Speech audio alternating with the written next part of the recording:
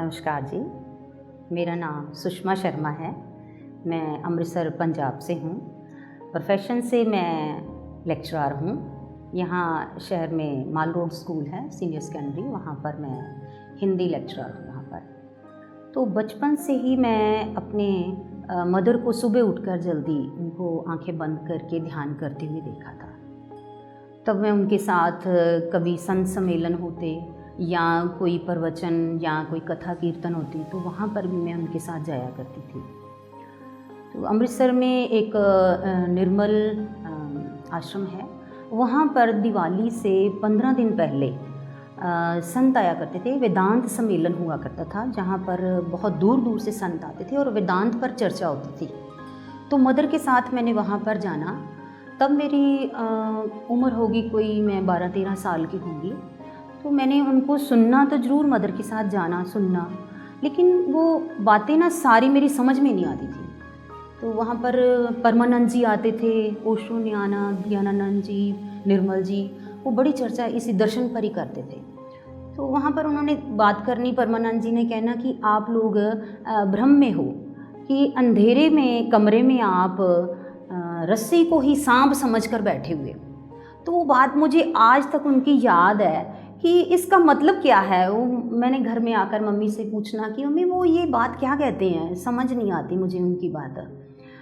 तो इस तरह से फिर मैं अपनी पढ़ाई में रुचि थी, उसमें लग गई। तो पढ़ाई का चलता रहा, फिर नौकरी मिली, फिर शादी हुई, तो अपने परिवार में मैं बिज़ी हो गई। तो ध्यान की कहीं अगर बात चलती थी तो जाना तो होता था, पर मैं उसमें इतना ध्यान नहीं दे पाती थी। कुछ जीवन में ऐसी कुछ कठिनाइयाँ आई, कोई संघर्षों से जूझना पड़ा कि इस तरफ ध्यान नहीं जा पाया। लेकिन 2021 में जब मेरे मदर एक्सपायर हुए, थोड़ा सा वो बीमार हुए कुछ दिन और उनकी डेथ हो गई, चले गए वो। तो उनका जाना जो था एक मेरे लिए असहनीय झटका था। एकदम से मतलब मैं डोल गई कि उनके बाद अब क्या होगा। तो बहुत मतलब विचलित रही मैं। तो स्कूल जाना भी, छुट्टी ले ली, नहीं जाना, मेरा मन नहीं करता जाने को, हर समय रोते रहना, उनको याद करते रहना, उनकी चीज़ें देखते रहना। फिर मन में आया कि उनकी चीज़ों से मुझे लगाव है, तो उनकी जितनी फ़ोटोज़ थी घर में वो सारी उठा कर रख दी अलग से कि इनको सामने नहीं रखना। मेरे मोबाइल में बहुत सारी फ़ोटोज़ थी, उनको मैंने कईयों को मतलब लैपटॉप में शिफ्ट कर दिया कि डेल तो करने को मन ना करे, पर मैंने लैपटॉप में डाल दी, फ़ोन खाली किया। उनकी फ़ोटोज़ बहुत सारी फ़ोटोज़ थी, आज भी उनकी कई फ़ोटोज़ मेरे साथ वो आ जाती हैं, तो फिर से वो याद आ जाती है। ऐसे ही फिर स्कूल में एक दिन हरजिंदर मैडम आए हमारे, तो उन्होंने हमें ध्यान के बारे में बताया और हमारा सेमिनार लिया और बड़ा अच्छा लगा उनके साथ वो ध्यान करके। तो उन्होंने एक लिंक शेयर किया कि मेडिटेशन का ये ग्रुप आप ज्वाइन करें। तो वो लिंक को मैंने क्लिक किया। तो श्वेता शर्मा मैडम है लुधियाना में, वो ग्रुप चला रहे हैं। तो उस ग्रुप में मैं आ गई।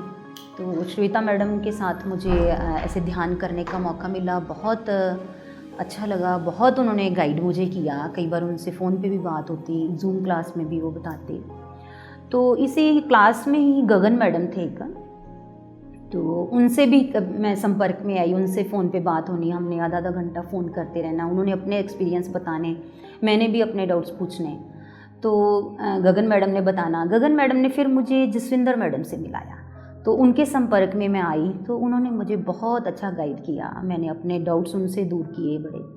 तो उन्होंने कहा कि आप ध्यान में जो थोड़ा टाइम दे रही हो ना, 1 घंटा लगा रहे हो, आप 3 घंटे लगाओ, अपने समय को और बढ़ाओ ध्यान में। तो इससे आपको और अपने जो डाउट्स हैं वो दूर हो जाएंगे, जो आप मेरे से भी नहीं मतलब पूछ पा रहे हो, शायद कोई आपकी समस्या अपने आप ही सॉल्व हो जाएंगी। तो ऐसे ही मैंने किया, ध्यान में ज़्यादा टाइम लगाती रही। तो मैं लहसुन खाया करती थी इसमें ध्यान में आने से पहले। तो ध्यान में थी तब भी मैं खा रही थी लहसुन।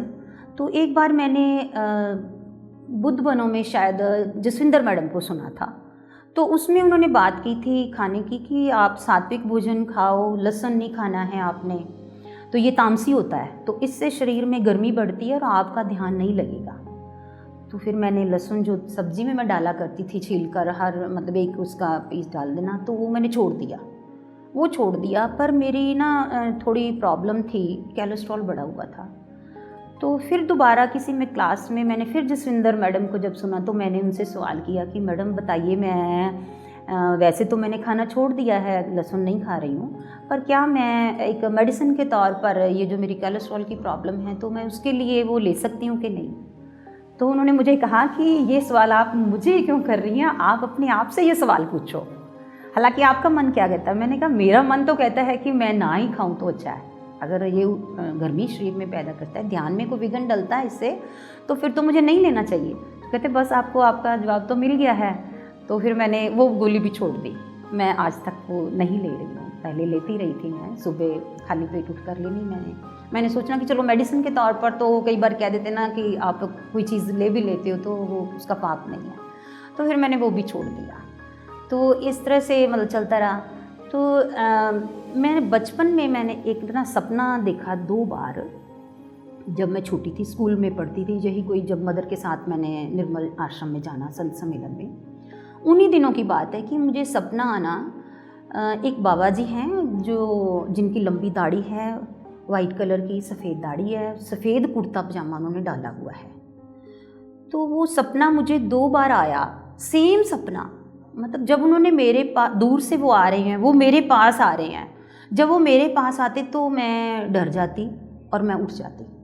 तो 2 बार ही ऐसा हुआ। मैंने कहा ये बाबा जी कौन है, मैंने मम्मी को भी बताना कि वो मेरे सपने में आते हैं, पता नहीं वो कौन है, सफ़ेद रंग का कुर्ता पजामा डाला हुआ है उन्होंने। तो मदर के जाने के बाद जब मैं डिप्रेशन में चली गई तो बहुत दुखी रही। तो मैंने यूट्यूब पर वीडियोस देखी थी बहुत सारी, तब मैंने वही जो वीडियोस देख रही थी तो उसमें मुझे पत्री जी की वीडियोस आई। उनको मैंने सुना जिसमें वो बता रहे थे कि आपकी श्वास ही गुरु है, वो मैंने सारी उनकी सुनी। इवन जिस दिन उन्होंने शरीर छोड़ा उस दिन भी मैं उनकी वीडियोस देख रही थी। लगभग 2 बजे का टाइम होगा जब मैंने उनका वीडियोस देख रही थी। ऐसे ही कई बार ना मतलब वही उन्हीं के हर एक देखते, एक वीडियो देख ली, दूसरी, तीसरी, ऐसे ही मैंने काफ़ी सारी वीडियोस उनकी देखी। उस दिन छुट्टी भी थी मुझे, तो वीडियोस देखकर मैं सो गई थोड़ी देर। तो जब दोबारा मैं उठी चाय पीकर, मैंने फ़ोन पकड़ा तो देखा तो उसमें मैसेज था कि पत्री जी ने शरीर छोड़ दिया। रियली इतना मुझे दुख हुआ। दुख तो क्या मैं कहूँगी कि पहले मुझे हैरानगी हुई, नहीं ऐसा नहीं हो सकता, नहीं वो तो एक वीडियो में संकल्प करा रहे थे कि आप 1000 साल जियोगे, आज से आप 1000 साल जियोगे और सारी दुनिया को मैं ध्यानी बनाऊंगा। तो ऐसा तो हो नहीं सकता है, ऐसा अपना मिशन पूरा किए बिना वो कैसे जा सकते हैं, मेरे मन में जी आया। तो मन बाद में इतना दुखी रहा कि मैं ना मतलब एक अकेली थी, मैं रोती भी, मैं किसके साथ चर्चा वो करती या, तो मन ही मन में रो रही थी। तो नेक्स्ट डे फिर मैंने पीएमसी चैनल लगा कर देखा तो वहाँ पर भी वही आ रहा था। तो मैंने कहा ये सच्ची है बात है। फिर कोई जूम क्लास थी तो उसमें मैंने देखा कि मैं तो इतनी दुखी हूँ पर ये लोग फिर भी मतलब उसी ढंग से ही हंसते हुए उसको कर रहे हैं। तो मैंने कहा धन है इनका मतलब जिगरा कि इस तरह से ये है ना, कैसे सहन कर रहे हैं। तो मैंने हालांकि उनको देखा भी नहीं, पत्री जी को एक बार मैं मिली भी नहीं। हालांकि मेरे मन में आज भी इस बात का दुख है कि मैं पत्री जी को क्यों नहीं मिल पाई। कुछ ऐसा ही हुआ जब चंडीगढ़ आई तो हमारा कहीं बाहर जाने का था प्रोग्राम, पहले से ही ऑनलाइन सारी बुकिंग हो चुकी थी, तो मैं तब ना जा पाई उनके पास। तो फिर मैंने मन बनाया था कि मैं ऋषिकेश में उनसे मिलूँगी, वो यहाँ पर हर साल ही लगाते हैं, आते हैं, ध्यान का शिविर लगेगा तब मैं ज़रूर जाऊँगी वहाँ पर। तो उनका वो शिविर लगने से पहले ही उन्होंने शरीर छोड़ दिया।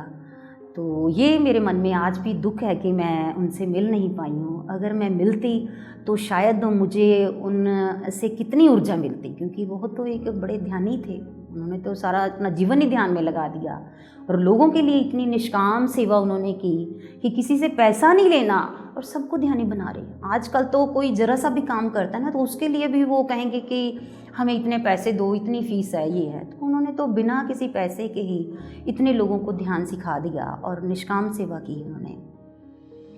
तो ऐसा ही उनका जब संकल्प उत्सव था तो पंजाब में उनका श्रद्धांजलि दिवस जो मनाना था, तो लुधियाना में जो विवेकानंद पिरामिड है वहाँ पर इन्होंने डिसाइड किया कि मनाना है। तो श्वेता मैडम ने बहुत बार मुझे जूम क्लास में भी कहा कि आप सभी आना वहाँ पर।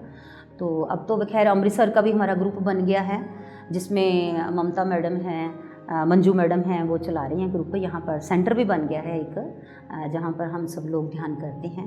तो वहाँ जो उनका संकल्प उत्सव पत्री जी का मनाना था, तो वहाँ सभी हम लोग गए, सारे तकरीबन ही जो मेंबर्स हैं हमारे अमृतसर के वो गए थे वहाँ पर। तो बड़े बड़े मास्टर से हम लोग मिले वहाँ पर, इतनी ऊर्जा मिली। जो पिरामिड में मैंने ध्यान किया, आधा घंटा तकरीबन मैं बैठी होंगी ध्यान में।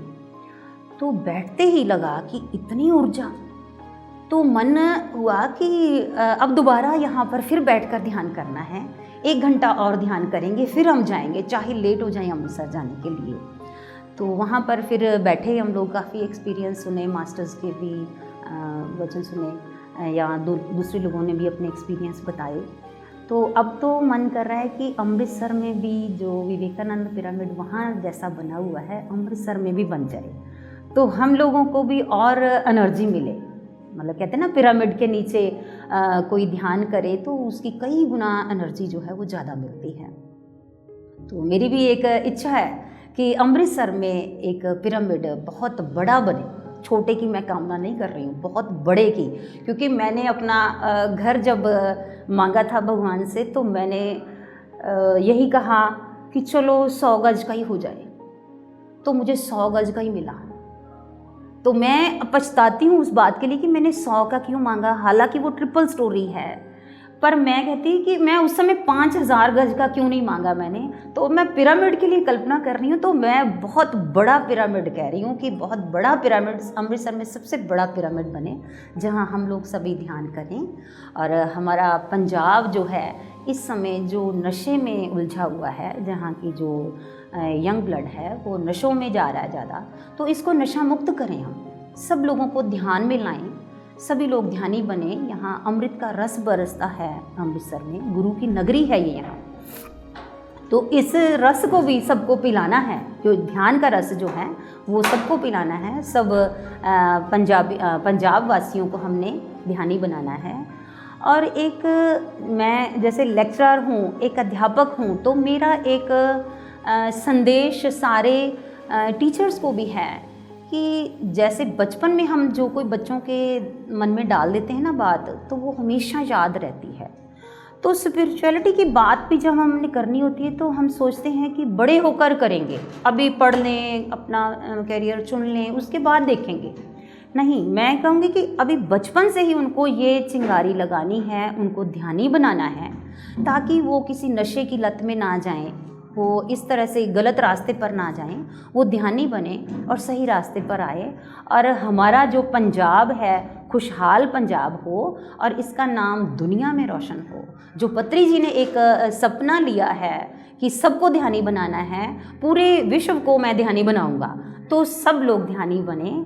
और यही कामना है, जितनी सेवा मेरे से हो सकेगी पंजाब के लिए उतनी मैं करूँगी। जितनी सेवा मेरी एक अध्यापक होने के नाते स्टूडेंट्स के लिए होगी उतनी मैं करूँगी, क्योंकि बच्चों को के साथ में डायरेक्ट संपर्क में हूँ। वो मुझे किसी और स्कूल में नहीं जाना, मुझे अपने स्कूल के बच्चों से ही ये बात करनी है और उनको ही ध्यान में लाना है। और मैं ला भी रही हूँ बच्चों को। बच्चे कभी बात करते हैं मेरे से, कोई लड़ाई या कुछ उनकी कोई प्रॉब्लम है, तो उनको मैंने बताया हुआ है कि बेटा आपने 10 मिनट से मैंने उनको शुरू कराया था कि आप 10 मिनट ध्यान किया करो। उसके बाद अगर आपको टाइम मिले तो आधा घंटा करो। जब भी आपने पढ़ाई करनी है, आपके एग्ज़ाम के दिन हैं, तो उसमें पहले आप अगर ध्यान करोगे तो आपकी कंसंट्रेशन बनेगी। आप जो याद करोगे आपको याद रहेगा। तो आप इस ध्यान को करना है 10 मिनट। तो बच्चे अगले नेक्स्ट डे जब मैं बात करती हूँ तो मुझे बताते हैं, मैडम बहुत अच्छा लगा, बड़ा रिलैक्स माइंड हुआ, बहुत अच्छा लगा। तो मैंने कहा अब आप इसको बढ़ा दो।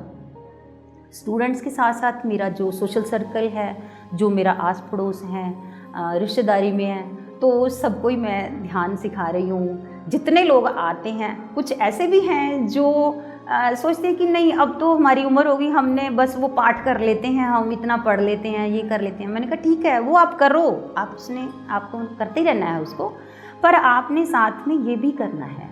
तो ध्यान से बहुत सारी बीमारियां ठीक हो जाती हैं मानसिक रूप से। मैं खुद अपना कहती हूँ कि जैसे मदर के बाद मैं डिप्रेशन में चली, मेरा मन बहुत दुखी रहा, काफ़ी महीने मैं कहूँगी कि मैं 3-4 महीने में उस दुख से निकल नहीं पाई।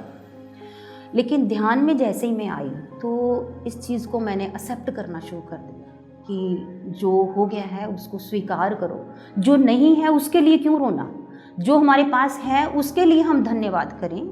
इतना कुछ परमात्मा ने दिया है, हम उसको छोड़कर ये रो रहे हैं कि हमारे पास ये नहीं है, ये नहीं है, उसकी गिनती करते हैं। जबकि हमें चाहिए ये कि जो हमारे पास है उसके लिए धन्यवादी हों परमात्मा की, कि परमात्मा आपने बहुत कुछ हमें दिया है जिसके शायद हम योग्य भी नहीं थे, तो आपने इतनी कृपा हम पर की है।